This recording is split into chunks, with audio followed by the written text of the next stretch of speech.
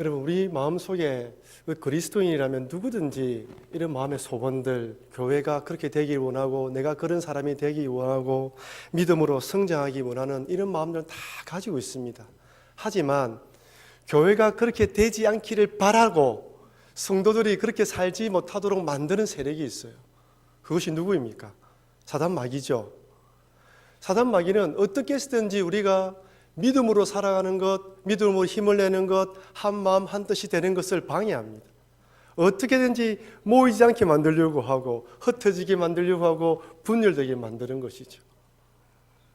우리가 함께 거하시는 성령님은 믿음의 길로, 은혜의 길로 연합하고 한 마음이 되도록 만들고 희생하고 헌신하게 만들지만 우리의 대적 마귀는 어떻게 하든지 죄를 짓도록 유혹할 뿐 아니라 믿음의 길에서 떠나게 만듭니다.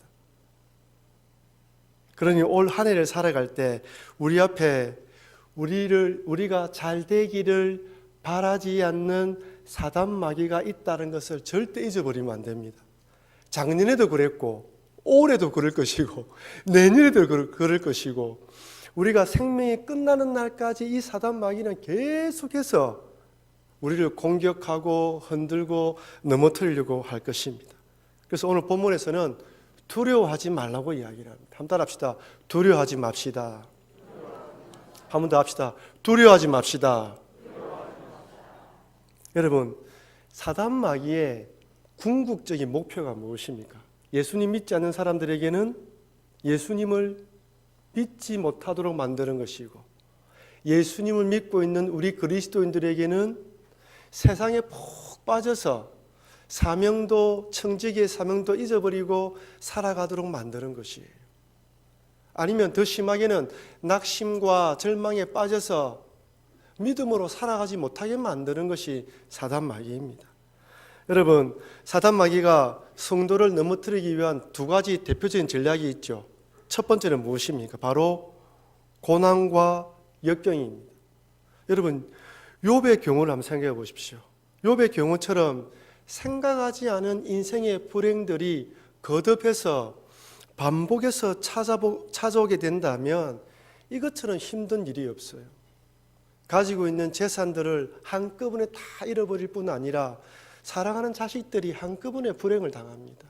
자신의 몸에는 욕창이 생겨서 밤새 끓지 않으면 기와장 조각으로 끓지 않으면 안 되는 그런 안타까운 지경에 빠집니다.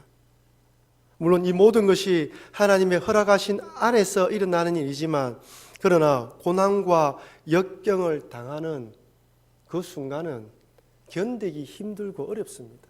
스트레스를 얼마나 많이 받는지 몰라요. 내가 견딜 수 있는 그 한계를 뛰어넘어서 도저히 정말 살 수 없을 지경까지 몰아붙입니다. 주변을 둘러보면 고난과 역경으로 하나님에 대해서 실망하여 신앙에서 떠나고 믿음에서 떠난 분들이 얼마나 많이 있습니까? 특별히 교회 안에서 시험을 받아서 떠나게 되면 회복하기가 결코 쉽지 않습니다. 이렇게 고난이 닥쳐오기 전에는 이런 고난이 닥쳐오면 이겨냅시다 하라고 우리가 기도하고 힘을 내지만 막상 그 고난이 닥쳐오면 참 극복하기 힘들어요. 이 목사도 마찬가지입니다. 한 번 실망에 빠지고 한 번 낙심에 빠지면 그것을 극복하기가 결코 쉽지 않습니다. 두 번째는 무엇입니까? 유혹이에요. 유혹. 세상 문화와 재미에 푹 빠져서 하늘 시민으로서의 그 청지기 사명을 망각한 채 살아가게 만듭니다. 아담과 하와를 유혹하는데 성공한 사탄은 오늘날에도 끊임없이 우리 그리스도인들을 유혹하고 있어요. 세상의 재미와 물질의 욕심과 편리함에 푹 빠져 살도록. 사실 그렇지 않습니까? 이전과 비교해보면 우리가 삶은 윤택해졌는데, 그죠? 살기는 더 좋아졌는데 신앙생활에 대한 열심은 많이 떨어졌습니다. 옛날에는 정말로 어려운 환경 가운데서도 열심을 내며 희생하고 봉사했는데 이제는 세상이 너무 좋아졌습니다. TV가 너무 재미있고요. 그죠? 친구들과 어울리는 게 너무 재미있고 밖에 나가면 만나는 것이 너무 많이 있습니다. 세상의 모든 사람들이 여기에 인생의 목표로 두고 달려가기에 이 유혹을 거절하려면 마치 용수철이 되돌아가려는 탄성을 뛰어넘는 성령의 강력한 능력으로 무장하지 않으면 안 되는 것입니다. 여러분, 어려울 때 예수님 믿는 것과 편리하고 풍족할 때 예수님 믿는 것, 이 두 가지 중에 어떤 것이 더 어려울까요? 둘 다 어렵습니다. 그렇죠? 하지만 어려울 때는 우리 그리스도인들이 뭔가 모르게 더 주님을 바라보게 되어 있어요. 신앙이 명백하게 갈라집니다. 어려우면 신앙이 있는 사람은 하나님을 찾게 되어 있어요. 하나님을 간절히 바라봅니다. 하나님께 기도합니다. 눈물 뿌려 기도해요. 하지만 윤택해지고 편리해지면 밖에 있던 화장실에서 집 안에 있는 화장실로 들어오게 되면 이전에 살던 밖에 있는 화장실 집으로 가지를 못해요. 그래서 신앙생활하기 힘들어지는 것입니다. 세상이 좋으니까 편하니까 세상에 푹 빠져 살고 싶어요. 그래서 생활의 편리함과 성공과 물질의 풍족함이 꼭 신앙에서 성공한다고 말할 수는 없습니다. 그 안에서 내가 신앙을 지키지 못하면 오히려 그 복이 나를 세상으로 재짓는 대로 끌고 가는 그런 또 원동력이 될 수 있습니다. 민수기 25장에 보면 출애굽한 이스라엘 백성들이 모압 여인과 행음하는 장면이 나와요. 25장 1절 2절입니다. 이스라엘이 시딤에 머물러 있더니 그 백성이 모압 여자들과 음행하기를 시작하니라. 그 여자들이 자기 신들에게 제사할 때에 이스라엘 백성을 청하매 백성이 먹고 그들의 신들에게 절함으로. 민수기 25장에 나오는 이 이스라엘 백성들은 출애굽한 1세대 이스라엘 백성들이 아니에요. 출애굽한 1세대 이스라엘 백성들은 광야에서 다 죽고 어린아이들이거나 광야에서 태어난 이스라엘 2세대 이스라엘 백성들입니다.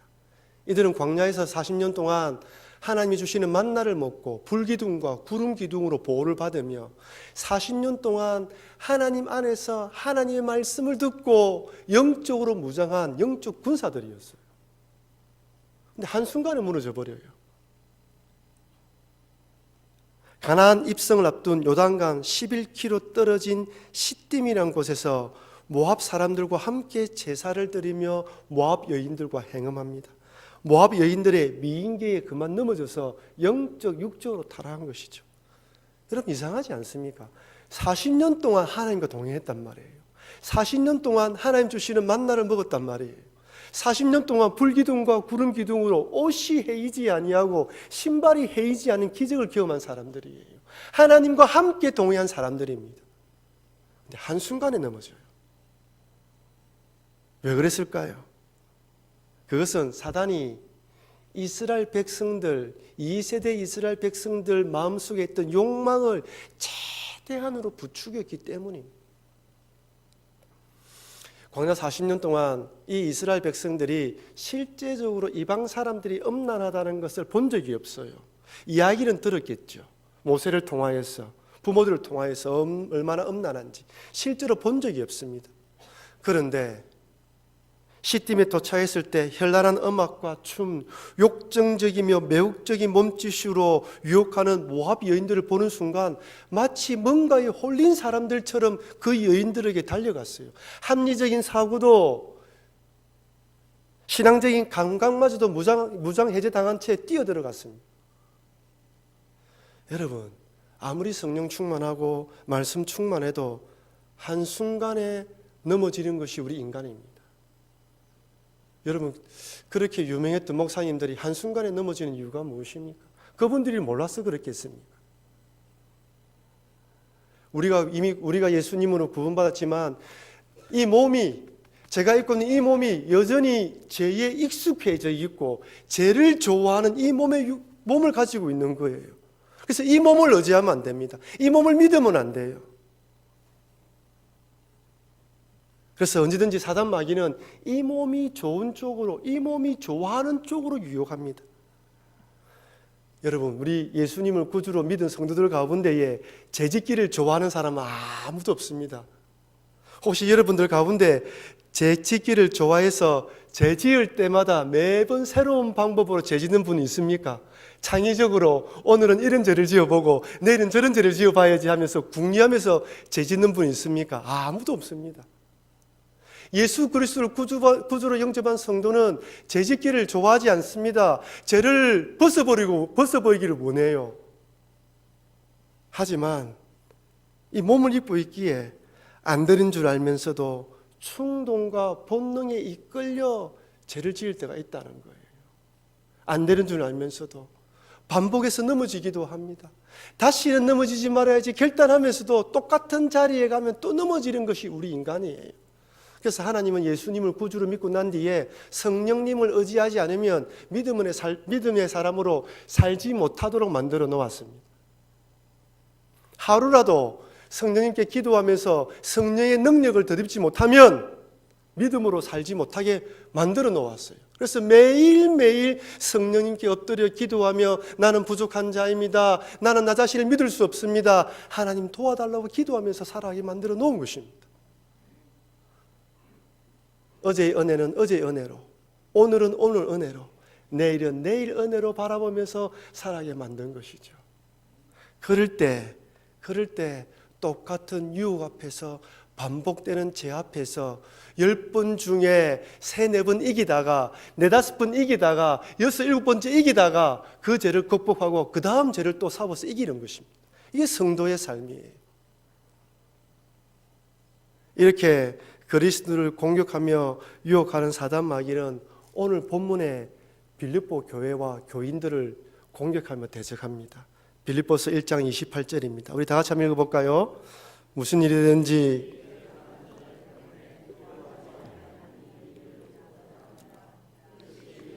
멸망의 증거요 너희에는 구원의 증거니 이는 하나님께로부터 난 것이니라. 아멘. 무슨 일이든지 대적하는 자들 때문에, 여기 대적이란 말의 헬라어 뜻은 반대편에 쓰다는 말입니다. 우리 편이 아니라 상대편이죠. 적군이죠. 데살로니가 후서 2장에서는 이 단어를 적 그리스도, 디모데전서 5장에서는 사단, 누가복음 13장에서는 예수님의 대적자들로 해석했습니다. 그럼 어쨌든 교인들을 핍박하고 교회를 핍박하는 세력들이죠. 그 뒤에는 사단 마귀가 진을 치고 있습니다. 그렇다면 그 당시 빌립보 교회 빌립보 교회 교인들과 교회를 대적하는 세력들이 어떤 세력들이 있을까요? 여기는 3가지 세력이 있었습니다. 첫째는 빌립보 사람들이었습니다. 빌립보 사람들이었죠. 바울이 빌립보에서 귀신 들린 여종을 고쳐주자 그 여종으로 인해서 이익을 보던 주인들이 어떻게 했습니까? 고발을 했죠. 이로 인해서 바울과 실라는 매를 맞고 감옥에 갇히게 됩니다. 에베소에서도 예수님을 구주로 믿는 그리스도인들 때문에 아데미 우상을 섬기는 자들이 더 이상 생계를 유지할 수 없게 되자 주민들을 선동하여 바울 일행을 핍박했습니다. 이처럼 세워진 교회가 성장하여 사회와 주변에 영향을 미치게 되면 이로 인해서 생계 위협을 받게 된 사람들이 교회를 핍박하고 박해하는 것입니다. 사단 마귀는 그때부터 지금까지 여전히 우상 숭배자들이나 미신과 점으로 생계를 유지하는 지역 주민들을 충동하여 세워진 교회를 핍박하고 박해합니다. 그러니 교회가 이런 박해를 받아야 되는 것입니다. 이런 박해를 받고 있다는 뜻은 우리 교회가, 세워진 교회가 그 지역에 선한 영향력을 미치고 있다는 증거이죠. 두 번째는 유대 율법주의자들입니다. 유대 율법주의자들은 예수를 믿어도 율법을 지켜야 한다고 주장한 사람입니다. 예수를 믿는 것으로 끝나는 것이 아니라 해와 날과 날을 정하고 안식일을 지키고 할례를 행하고 그것도 똑같이 행해야지만 구원을 받는다고 주장한 사람들이에요. 그런데 바울은 이들에 대해서 좀 강력한 표현을 사용합니다. 빌립보서 3장 2절입니다. 한번 읽어볼까요? 개들을 삼가고 행악하는 자들을 삼가고 몸을 상해하는 이들 삼가라. 여기에 삼가라는 말이 몇 번 나옵니까? 3번이나 나오죠. 첫째는 개들을 삼가하고, 행악하는 자들을 삼가하고, 몸을 상해하는 일을 삼가해라. 여기 개라는 표현, 행악하는 자라는 표현은 유대 율법주의자들을 의미합니다. 왜 개라는 표현을 썼냐면 그 당시 유대인들은 이방인들을 개처럼 취급했죠. 바울은 이렇게 생각하고 있는 이방인들에 대해서 생각하고 있는 것을 역으로 이용해서 그렇게 말하는 유대 율법주의자들이 뭐라고요? 개이며 행악자라는 거예요. 그들이 잘못됐다는 거예요. 그래서 그들을 삼가라고 이야기하고 있습니다. 여러분, 이들의 잘못된 가르침은 바울이 개척하여 세운 이 빌립보 교회뿐 아니라 여러 교회들, 자생하여 세운 교회들에게도 이들이 가서 잘못된 가르침을 가르쳐서 얼마나 큰 어려움을 있게 만들는지 모릅니다. 마치 신천지 이단들처럼 곳곳마다 교회를 어렵게 만들었어요. 세 번째는 반도덕주의자들을 통한 대적입니다. 여러분, 그 당시 시대적 상황을 볼 때 로마뿐만 아니라 그 로마의 위성 도시들에는 동성애가 유행했습니다. 소아 동성애도 유행했다는 기록이 있습니다. 성적으로 문란했습니다. 그러니 거룩함을 가르치며 순교를 요구하는 교회와 교인들은 그들이 보기에는 눈에 가시 같은 사람들이에요. 마음껏 죄를 짓고 싶은데 죄를 짓지 못하도록 만들고 잘못됐다고 말하니까 죄를 짓지 못하는 거예요. 그러니 교회를 싫어하며 그리스도인들을 핍박하고 박해합니다. 이것은 오늘날도 마찬가지입니다. 동성애를 주장하는 자들은 그들의 눈에는 교회는 눈의 가시 같습니다. 동성애 차별 금지법을 통과시켜야지만 교회에서 그리스도인들이 동성애자들에 대해서 공개적으로 말하지 못하는데 통과시키지를 못하니까 지금도 여러 가지 방법을 모색하고 있어요. 인권이라는 이름을 통하여서 어떻게든지 이 동성애 차별 금지법을 통과시키기 위해서 노력하고 있는 것입니다. 이처럼 사단 마귀는 세상 사람들을 통하여서 세상 문화와 잘못된 가르침을 통하여서 그때부터 지금까지 그리고 주님이 오실 때까지 끊임없이 우리를 공격하고 괴롭히고 대적할 것입니다. 그렇다면 오늘을 살아가는 여러분과 우리들에게는 사단은 또 어떤 전략과 전술을 사용할까요? 대한민국이란 이 현실, 2017년을 살아가는 이 대한민국에 살아가는 여러분과 저에게는 사단이 어떤 전략을 쓰면서 대적하며 예수님 믿지 못하게 만들까요? 여러 가지 이유가 있을 것입니다. 염려증, 불안하게 만드는 것, 나라에 대한 불신 등 여러 가지가 있을 거예요. 그 중에서 저는 2가지만 한번 생각해 보았습니다. 첫 번째는 지성주의의 바탕을 둔 자기 우울감에 빠지게 하는 것입니다. 이것을 조심해야 돼요. 한번 따라할까요? 지성주의의 바탕을 둔 자기 우울감에 빠지게 하는 것을 조심하자. 좀 어렵게 이야기를 했죠. 쉽게 말하면 내 주장이 맞고 내가 이성적으로 생각하는 것이 맞고 논리적으로 생각하는 것이 맞다라고 하는 것을 조심하자는 거예요. 여러분, 옛날과 오늘날을 비교해 보면 오늘날 우리들은 옛날 사람들과 비교해서 공부를 많이 했습니다. 이전에 본 기록에 의하면 16세기에 영국의 농부가 일평생에 배워야 할 학문을 우리들은 하루 만에 다 배운다고 이야기할 정도예요. 그만큼 인터넷을 통하여 모든 자료들을 볼 수 있다는 것입니다. 마음만 먹으면 무엇이든지 공부할 수 있고 마음만 먹으면 어떤 과목이든 앉아서 공부할 수 있는 시대에 살아가고 있습니다. 그런데 문제는 이성적으로 납득이 되지 않으면 하나님 말씀을 받아들이려고 하지 않는 오류에 빠질 때가 많다는 것입니다. 이성보다 믿음을 우선시하고 또한 내 생각에는 이해가 되지 않아도 하나님의 주권과 섭리가 있다라는 것을 믿고 믿음으로 나와야 되는데 내가 납득이 안 되면 받아들이지 않는 거예요. 여러분, 믿음은 논리적으로 설득이 안 되는 것입니다. 어느 유명한 신학자가 내 머리로 내 이성으로 납득되어지는 하나님이라면 믿지 않겠다고 고백하지 않습니까? 그런 하나님이란 믿을 필요가 없죠. 이 세상에 일어나는 모든 일들이 모든 일들의 원인을 알 수만 있다면 하나님을 믿을 필요가 없죠. 또한 내 생각은 이해가 되지 않아도 하나님의 주권과 섭리가 있다라고 믿고 인내해야 되는데 그렇지 못합니다. 자신이 이해할 수 있는 범위 안에서만 받아들이기 때문에 더 깊은 믿음의 단계로 도전을 하지 못해요. 믿음으로 한 발을 내디뎌야 되는데 자기 논리적으로 이성적으로 받아들이지 않으니까 믿음의 발걸음을 옮기지 못합니다. 그러니 믿음의 성장을 위한 도전이 필요할 때도 이성적인 사고가 발목을 딱 잡습니다. 항상 그 믿음, 그 생활 그대로 머뭅니다. 자연스럽게 자기 주장만 내세우는 교만함에 빠지게 되는 것이죠. 어떤 분과 대화를 해보면 참 똑똑하고 말은 다 맞는데 은혜가 안 돼요. 감동이 없습니다. 여러분, 바른 말이 사람을 살리는 것이 아니라 감동이 있고 은혜가 있을 때 생명이 살아나요. 여러분, 어려운 문제에 있는 사람들 찾아와서 상담을 하잖아요. 정답을 가르쳐 준다고 그 사람이 살아나는 게 아니에요. 그 말에 공감하고 들어주고 같이 어려워해주고 같이 울어줄 때 그 사람 마음이 문이 열리면서 힘을 내는 것이 아니겠습니까? 믿음으로 도전하는 것은 꿈도 꾸지 못할 뿐 아니라 믿음으로 나아가는 자들을 향하여 무모하다고 비판합니다. 그렇다고 제가 이성의 바탕을 둔 논리와 합리성을 무시하자라고 말씀드리는 것은 절대로 아닙니다.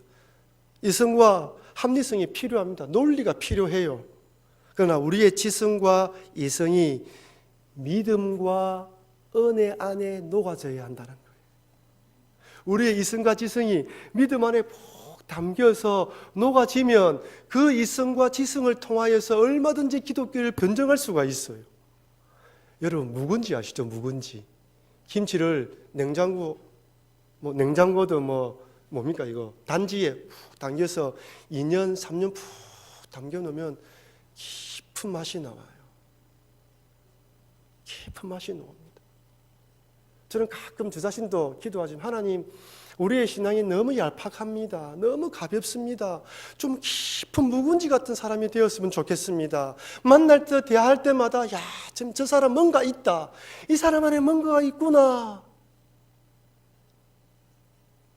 그런 묵은지에 돼지고기를 넣어서 김치찜을 하면 얼마나 맛있는지 몰라요. 김치가 맛있으면 돼지고기를 넣지 않아도 김치찜이 맛있습니다. 식사한 지 얼마 안 됐는데 이봐 침이 도네. 식사 안 하신 분들은 배고프시지만 얼마나 맛있습니까? 신앙도 마찬가지입니다. 신앙의 경륜이 쌓여져 가고 신앙생활이 오래하면 할수록 직분을 받으면 받을수록 좀 신앙이 무거워지는 사람이 되었으면 좋겠습니다. 저도 마찬가지입니다. 저도 아직 어리지 않습니까?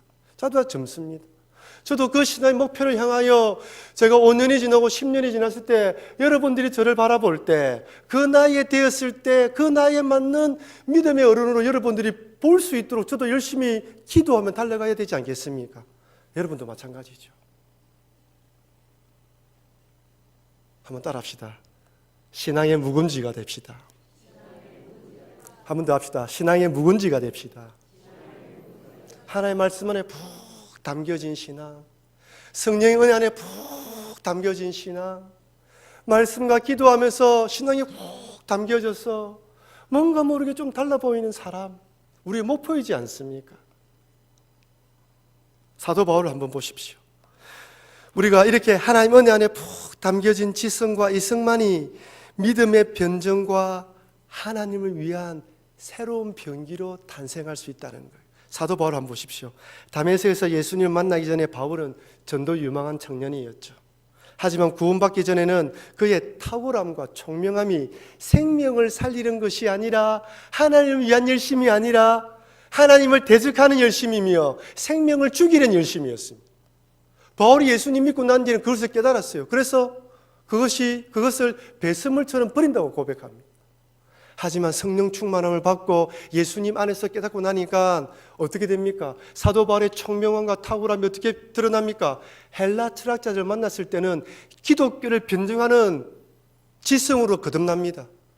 유대 율법주의자들을 향해서는 예수 그리스도를 믿는 것이 참된 진리라고 대변하는 복음의 놀라운 변증가로 살아가지 않습니까? 이때 우리의 똑똑함을 사용하는 거예요. 이때 우리의 논리와 우리의 지성을 사용하는 것입니다. 믿지 않는 자들에게 하나님이 어떤 분인가? 대적하는 자들을 향하여, 신천지 같은 이단들을 향하여 예수님이 이런 분이라고 이야기할 때 우리의 논리와 우리의 신앙과 우리의 이성을 사용하는 거예요. 그러나 여러분, 믿음 안에서 우리의 지성과 합리주의, 논리를 사용하시는 여러분과 제가 되기를 바랍니다. 그래서 더 기도해야 돼요. 말씀을 많이 읽어야 됩니다. 그래서 제가 여러분들에게 말씀을 읽자고 이야기하는 거예요. 그래서 저는 한번 성경 이렇게 나눠드리고 그냥 넘어가지 않습니다. 매주 책 갈 거예요. 부끄러워서라도 읽을 수 있도록 이야기하실 거예요. 왜냐하면 그렇게 살지 않으면 살 수가 없습니다, 여러분. 세상이 지금 얼마나 그 속에 몰아붙입니까? 말씀을 붙들어도 넘어지는 세상인데 말씀을 읽지 않으면요, 살 수가 없어요. 힘들어도 그 말씀이 달콤할 때까지, 꿀처럼 달을 때까지 읽으면 그 말씀이 나를 지배해요. 그 말씀이 나를 이끌어갑니다. 그 말씀으로 내가 살아가는 걸 경험해요. 말씀으로 살아가는 것을 내가 경험해야지 믿음으로 살아갈 수 있지 않겠습니까? 여러분, 말씀을 부지런히 읽으시기 바랍니다. 아멘 하셨죠? 이번 주일날 체크할 때 담대하게 들어주십시오. 예. 둘째, 성적 타락의 유혹을 조심해야 됩니다. 우리 다 같이 한번 읽어볼까요? 성적 가랑비에 옷 찢는다는 말이 있듯이 지금 우리와 우리 자녀들이 살아가는 이 시대는 참 많이 옛날에 비하면 성문화가 많이 개방되었습니다. 그러니까 이 알게 모르게 이 성에 대한 이 기준이 많이 낮아진 게 사실입니다. 창세기 19장의 소돔과 고모라 성을 한번 보십시오. 소돔과 고모라 성을 멸망시키기 위해서 천사들이 성을 방문합니다. 롯이 이 성이 어떤 성인 줄 알기 때문에 그 천사들을 자기 집으로 데려가죠. 이때 성경에 보면 노소를 막론하고 사람들이 몰려왔다고 이야기해요. 늙은이나 어린아이나 그 성에 찾아온 그 천사들과 동성애를 하기 위해 찾아온 거예요. 여러분, 어른들이 인정을 받지 못하면 그 사회는 망합니다. 어른들이 도덕적으로 바로 서지 못하고 어른들이 기준을 잡아주지 못하면 그 사회는 망하게 되어 있어요. 그러니까 노소를 막론하고 이 말 속에 이미 그 사회는 기준도 없고 질서도 없고 아무것도 없다는 걸 다 말하는 거예요. 이때 롯이 뭐라고 이야기합니까? 창세기 19장 8절입니다. 다 같이 읽어보겠습니다. 내게 남자를 가까이 하지 아니한 두 딸이 있노라. 청하건대 내가 그들을 너희에게로 이끌어내리니 너희 눈에 좋을 대로 그들에게 행하고 이 사람에게는 아무 일도 저지르지 말라. 무슨 말입니까, 이 말이? 동성애는 안 되고 내 딸에게 그렇게 하는 건 괜찮다는 거예요. 둘 다 안 되는 것이죠. 둘 다 안 되는 거예요. 근데 롯이 소돔과 고모라 성에 살다 보면서 성의 기준이 점점 낮아진 거예요. 혼전 순결은 괜찮다. 얼마든지 그럴 수 있다는 거예요. 동성애는 안 되지만 이 정도는 괜찮다는 거예요. 롯은 그 성에 살면서 도덕적 수준과 기준이 너무 낮아졌습니다. 이처럼 지금 우리들은 인터넷과 드라마를 통하여서 온갖 외설적이며 타락한 문화를 접할 수밖에 없는 시대에 살아가고 있습니다. 이제 혼전 순결이란 말, 성은 부부에게만 속했다는 말이 마치 구시대의 유물처럼 되어버렸어요. 교회 안에서도 이제 이 말을 하기가 쉽지 않은 시대 가운데 살아가고 있습니다. 아니, 자칫 잘못하면 동성애의 거센 요구가 휘몰아칠지도 모르며 기독교적인 사고관으로 자녀를 양육하는 것이 불법이 되는 시대가 올지 모릅니다. 실제로 노르웨이에서는 이런 일이 일어났습니다. 2015년 11월 16일에 노르웨이의 어린이 보호기관인 바르넷 베스넷, 아마 이 청소년 보호기관인 것 같아요. 이곳에서 마리우스 보스나리우와 룻 보드나리우 부부, 이 두 부부의 생후 3개월 된 신생아에서 9살까지의 5 자녀의 양육권을 빼앗아 갔습니다. 국가에서. 이유가 무엇인 줄 아십니까? 학교 선생님이 자녀들을 기독교로 세뇌시킨다는 이유로 국가에 고발했기 때문이에요. 노르웨이에서는 기독교로 자녀 양육시키면 교사가 국가에 고발하게 되어 있습니다. 매를 때린 자국이 있으면 고발하는 것이 아니라, 이 부부가 노르웨이 당국에 이를 취소해달라고 탈원했지만 11월 27일 그날에 거부했다고 합니다. 하지만 그 뒤에 기사를 읽어보니까 결국 양육군을 되찾았다라고 기사가 나왔습니다. 여러분, 저는 알다시피 동성애가 합법화된 뉴질랜드에서 몇 년간 살다 왔습니다. 동성애가 합법화되니까요, 동성애자들이 결혼하기 위해서 뉴질랜드로 몰려와요. 축제를 벌립니다.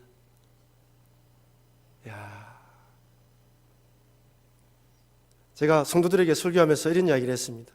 좀 더 나은 미래와 자녀의 교육을 위해서 이민 오고 유학 왔는데 자칫 잘못하면 우리의 선택이 가슴을 치게 만드는 후회가 될 수 있습니다. 정말 앞으로 세상이 어떻게 변하며 더 타락하여 죄 짓는 쪽으로 흘러갈지 모릅니다. 여러분, 깨어있지 않으면 안 됩니다. 여러분, 내가 깨어있지 않으면 내 자식을 살릴 수가 없고요, 우리 가정을 살릴 수가 없어요.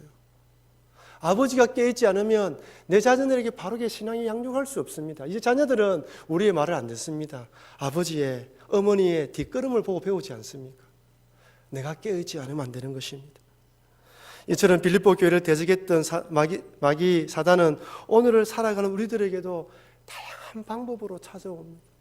때로는 고난과 역경을 주기도 하고 유혹을 통하여서 우리의 신앙을 흔들어 놓습니다. 그러니 두려운 거예요. 두려울 수밖에 없죠. 우리 너무 나약하니까요. 그래서 28절에 다시 한 번 더 사도 바울이 이야기합니다. 무슨 일이든지 대적하는 자들 때문에 뭐 하라고요? 두려워하지 말라는 거예요. 대적하는 자들은 이미 대적하는 것으로 뭐라고요? 멸망에 정거하는 거예요. 그들이 너희들을 대적하는 그것을 보면 그 사람들은 이미 멸망을 받는 증거들이고, 너희들이 그 대적자들로 핍박받고 있다는 그 자체가 뭐라고요? 신앙 안에서 살아가고 있다는 구원의 증거라는 것입니다. 여러분, 쉬운 일은 아닙니다. 하지만 우리의 삶의 목표가 여기를 띄어야 된다는 거예요. 여기서 두려워하지 말라고 표현된 이 두려워하다라는 이 말은 위협하다, 놀라게 하다라는 헬라의 뜻에서 나왔습니다. 근데 재미있는 것은 이 말의 어원이 말들이 놀라서 우르르 도망칠 때 그때 사용한 단어라고 이야기합니다. 그 대적자들이 공격해 올 때 놀란 말처럼 우르르 도망가지 말라는 거예요. 우왕좌왕하지 말라는 것입니다. 그렇다고 제가 여러분들에게 대적자들이 침범해 올 때 잠시 순간적으로 움찔하고 두려운 마음을 가지는 것 자체도 잘못됐다고 말씀드리는 것은 아닙니다. 제가 지난번에 설교하면서 말씀드렸다시피 염려하는 일, 걱정하는 일이 찾아왔을 때 순간적으로 염려하고 걱정하는 것이 잘못됐다고 말씀드리는 거 아니에요. 저도 마찬가지고 누구든지 그 순간에 닥쳐오면 순간 멈칫하고 두려운 마음을 가질 수가 있습니다. 하지만 우왕좌왕하면서 신앙 없는 사람처럼 행동하지 말라는 거예요. 제가 전에도 이 본문을 가지고 한번 예를 들었는데 마가복음 4장에 한번 보십시오.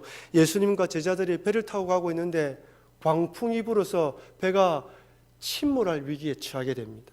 배사람이었던 이 제자들은 자기의 힘으로 어떻게 해서든지 이 위기를 극복하려고 노력하지만 자기 힘으로 되지 않는다는 그 순간, 깨닫는 순간, 그때부터 두려움이 엄습해 옵니다. 여러분, 두려움이 처음부터 오는 게 아니에요.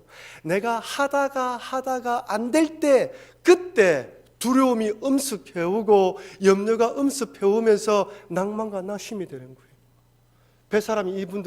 배사람이었던 제자들이 자기 힘으로 아무리 해도 문제가 해결되지 않자 두려워지기 시작했습니다. 그때 예수님을 깨웁니다. 마가복음 4장 38절입니다. 우리 다 같이 한번 읽어볼까요? 예수께서는 고물에서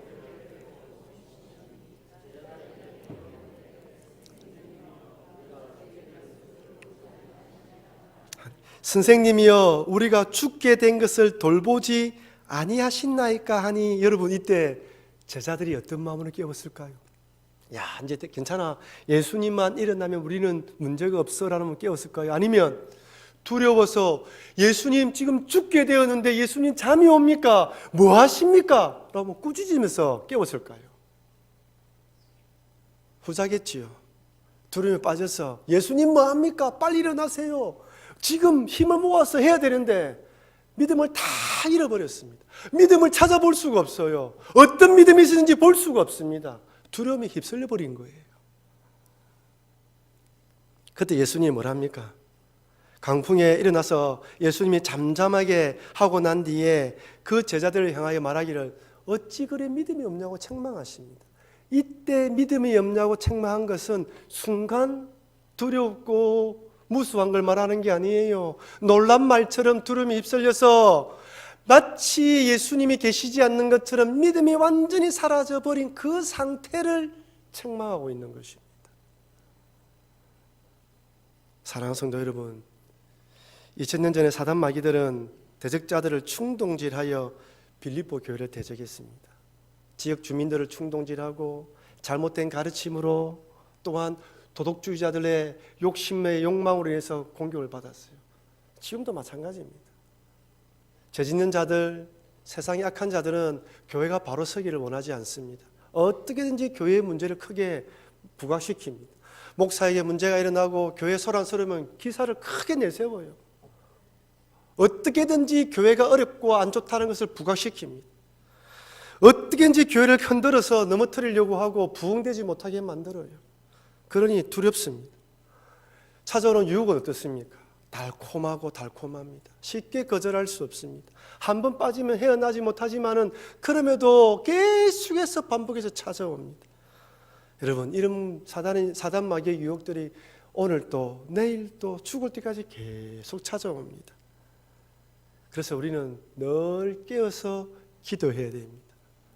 때론 두렵기도 하고 무섭기도 하지만 두려워하지 마시고 주님이 우리와 함께 하신다는 믿음으로, 그래서 내가 늘 깨어서 기도해야 되겠구나, 늘 깨어서 내 자녀와 교회와 나라와 민족을 위해서 기도해야 되겠구나 라고 결단하면서 기도해야 되는 것입니다.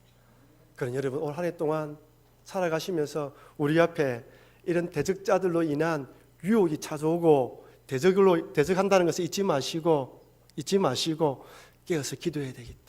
성령으로 무장해야 되겠다. 말씀으로 무장해야 되겠다. 함께 기도하는 모임을 만들어야 되겠다. 모일 때마다 더 기도해야 되겠다. 목장에서 모이고 성도들이 모였을 때 더 기도해야 되겠다라고 생각하시면서 기도하시면서 승리하시는 여러분과 제가 되길 주의 이름으로 축원합니다. 여러분이